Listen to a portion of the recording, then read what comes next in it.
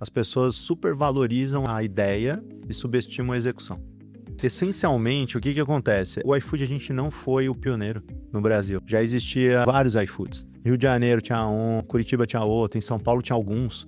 Então a gente não foi o pioneiro. E a gente tinha um problema de disciplina de execução dentro do iFood. Daí quando a gente recebeu o aporte ali da Movile e a ajuda deles estratégica, aí a gente entendeu sobre planejamento estratégico e disciplina de execução, a gente virou uma máquina de bater resultado. E no fim é isso que importa. Então, você vai perguntar assim, o sistema do iFood era o melhor? Talvez não.